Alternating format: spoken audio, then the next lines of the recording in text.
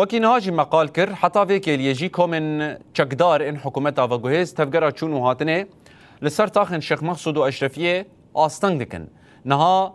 دور پیچه که گران سپاندنه و ناهیلن کو کس در باسی هر دو تاخان ببن جنابا تاخن حلبه دیمن گهاشتنه بردسته ما کو ویه که پشتراز که دیمن دا خویاده به کو کومن حکومتا و جهیز لسر بندن کنتروله بسدان ولاتی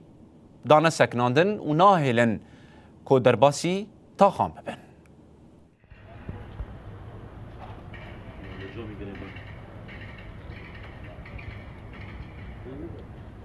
طب امشي ننزل تحت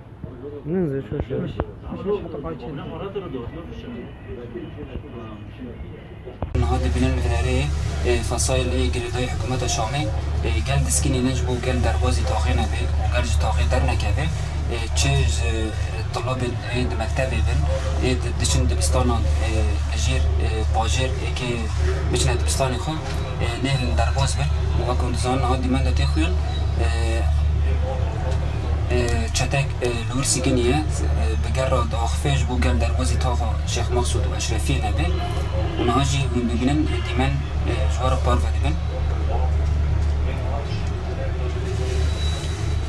اف چتک لبندا گل سکین نج بو گل دروازی تاقا شیخ مقصود و اشرفی نبه جنودا حسارک نوها سر تاقا شیخ مقصود و اشرفی